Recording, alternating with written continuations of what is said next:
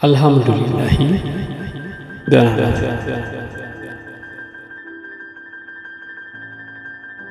ልክ ከ8ኛ ክፍል ወደ 9ኛ ክፍል ሳልፍ ደስታ የሚያደርገኝን አሳጣኝ። አበርኩ። ልቤ በደስታ ጧ ልትል ደረሰች።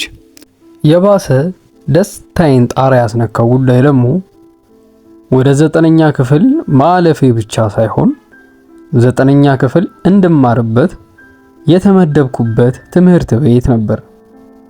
ታሪካዊና ታላቁ ወይዘሮ ስህን ትምህርት ቤት።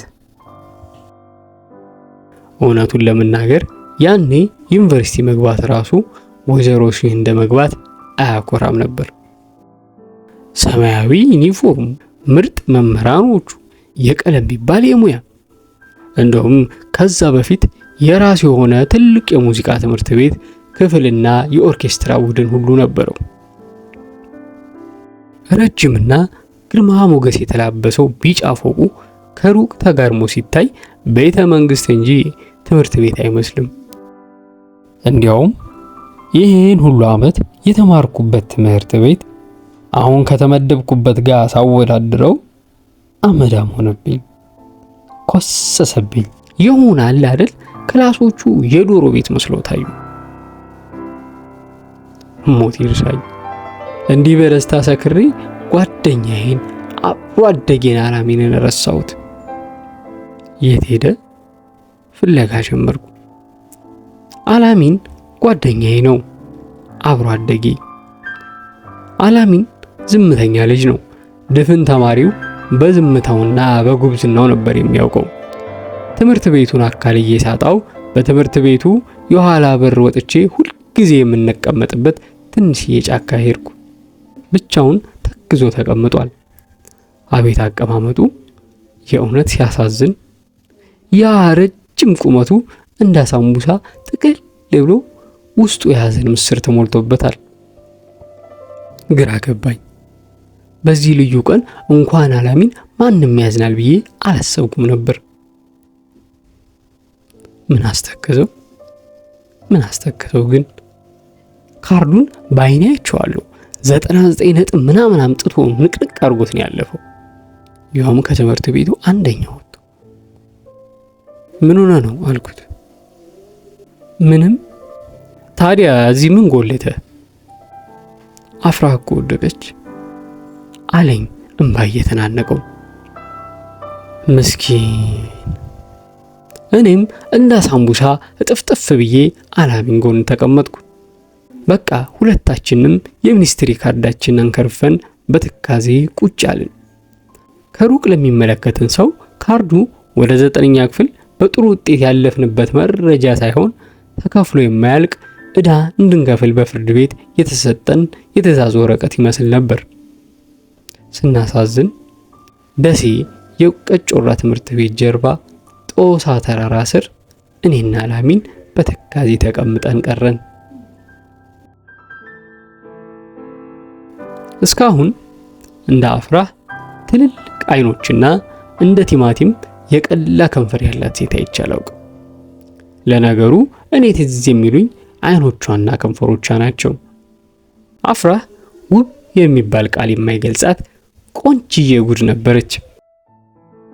ቁመቷ ምዝዝ ብሎ የወጣ ጸጉሯ በስፖርት ፔሬድ ጠቅልላ ካሰረችበት ስትፈታው መቀመጫዋ ላይ የሚደርስ፣ በዚያ ላይ ጥቁረቱ፣ በዚያ ላይ ብዛቱ፣ ጥቁር ፏፏቴ።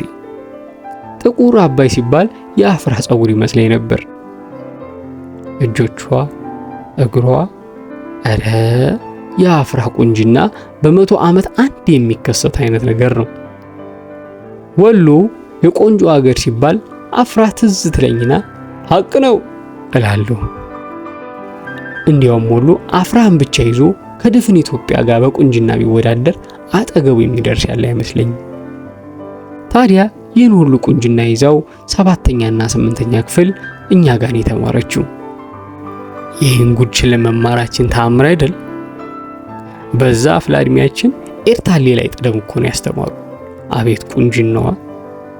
ዳኛቸው የሚባል ሌላ ክላስ የሚማር ጓደኛችን የእረፍት ሰዓት ሲደወል እንቅፋት እስኪያዳፋው እየሮጠ እኛ ክፍል ይመጣና አፍራህን እያየ እንዲህ ይለናል። አፍራህ ያለችበት ክላስ ብማር አንጎሌ ይከፈት ነበር። ከመቶ መቶ ነበር የማመጣው። እውነት መናፈሻ እኮ ውስጥ ነው የምትማሩት። ብርቅዬ ድንቅዬ ፍጥረት እየጎበኛችሁ ቱሪስት ናችሁ። ቱሪስት በኢትዮጵያ ብቻ፣ በደሴ ብቻ፣ በእውቀት ጮራ ትምህርት ቤት ብቻ ብርቅዬ ፍጥረት እየጎበኛችሁ በእውነት ቱሪስት ናችሁ። እውነት አለው። አፍራህ እነዚያን አይኖቿን አንዴ ስታሳርፍብን ልባችን ከቅቤ የተሰራች ይመስል ቅልጥ። ደሞ አይኖቿን ጨፍና የምትስቀው ነገር አላት። አቤት ሲያምርባት! አፍራህ አፍራህ አፍራህ ይላል ሳር ቅጠሉ። ታዲያ እሷ ጋር ለማውራት ለመቀራረብ የማይጥር ማን ነው? አፍራህ ወይንሸትና ሰዓዳ አንድ ወንበር ላይ ነው የሚቀመጡት። እውነቱን ለመናገር አፍራህን አይቼ ዳርና ዳር የተቀመጡትን ወይንሸትና ሰዓዳን ስመለከት ሰው አይመስሉኝም። ይቅር ይበለኝ ፈጣሪ። አፍራህን ዙሪያዋን ለመጠበቅ የተገነቡ ግንቦች መስለው ነው የሚታዩኝ። ለነገሩ ሁላችንም የክላሱ ልጆች የሆነ ዙሪያዋን የበቀልን አረም ነገሮች ነበር የምንመስለው። ሰባተኛ ሲክፍል ማን አለ ቢባል አፍራህ ብቻ። ሂሳብ አስተማሪያችን ራሳቸው 7 ጥያቄ ከጠየቁ 5ቱ ለአፍራህ ነው። በእርግጥ አፍራህ 5ቱንም አትመልስም፣ ግን ፈገግ ይሉላታል። እንደ እውነታው እኛ ሀበሾች ብዙዎቻችን እናስመስላለን እንጂ ሴት አናከብርም። እንደው ካከበርንም ቅሉ ቆንጆ ሴትን ነው። ምስኪን ጓደኛ አላሚን ታዲያ ከዚች ተአምረኛ ልጅ ነው ፍቅር የያዘው፣ ያውም የማያፈናፍን ትንፋሽ የማይሰጥ ፍቅር። አላሚን አባቱ ሞተዋል። እናቱም አቅመ ደካማ ነበሩ። እማማ ከድጃ ለጀነት ይበላቸው ዛሬ በህይወት የሉም። ከትምህርት ቤት መልስ በሶላት ሰዓት መስጊድ ሊሰግዱ የሚሄዱ ሰዎችን ጫማ በመጠበቅና በመጥረግ ነበር ራሱንም እናቱንም የሚያስተዳድረው።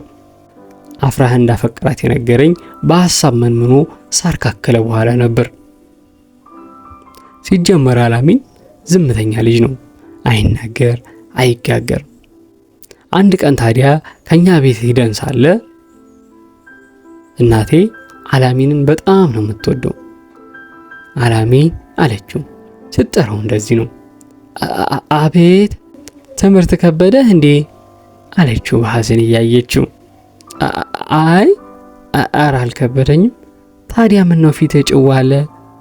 እስኪ አብቹ ጋር ይችን ብሉ ብላ እንጀራ እየጋገረች ስለነበር ትኩስ እንጀራው ላይ በርበሬ ነስነሳ ቅቤ ለቅልቃ ሰጠችኝ። እኔ ላጥ አድርጌ ስበላ አላሚን እንጀራው ላይ ትክዝ ብሎ ቆየ። ምን ነው ፍቅር ያዘህ እንዴ አልኩት። ፍቅር አይደለም ባክህ አለኝ ኮስተር ብሎ። እና ምንድን ነው? እኔ እንጃ ፍቅር ነው መሰለኝ አለኝ እየተንተባተበ። በቃ ከዚያ ቀን ጀምሮ ወሬው ሁሉ አፍራህ ሆነች።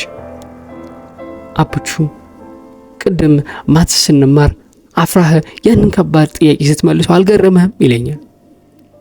እንዴ አልመለሰችውም እኮ ተሳስታለች እለዋለሁ። ባክህ ቲቸር ራሳቸው ናቸው የተሳሳቱት ይለኛል ኮስተር ብሎ። ስለ አፍራህ ከመስማቴ ብዛት አፍራህን እኔም ላፈቅራት ምንም አልቀረኝም። እውነቱን ለመናገር የዛን ጊዜ ክላስ ውስጥ ከነበርኑ 30 ምናምን ወንዶች 10 ምናምኑ በአፍራህ ፍቅር የተለከፈ ነበር። ሂሳብ አስተማሪያችንም ጭምር። መቼም ሂሳብ አስተማሪያችን እያካፈሉም እየደመሩም እየቀነሱም እያባዙም ሳያስቧት አይቀሩም። አንዳንዴ ቡዝዝ ብለው መላጣቸው ላይ ላብ ፊጭ እያለ ሲመለከቷት ያሳዝኑኝ ነበር። ወይኔ ምነው ያችን አመዳም አግብቼ 5 ልጅ ባልወለድኩ ኖሮ እያሉ በሚስታቸው የሚቆጩ ነው የሚመስለኝ። ወይ አፍራህ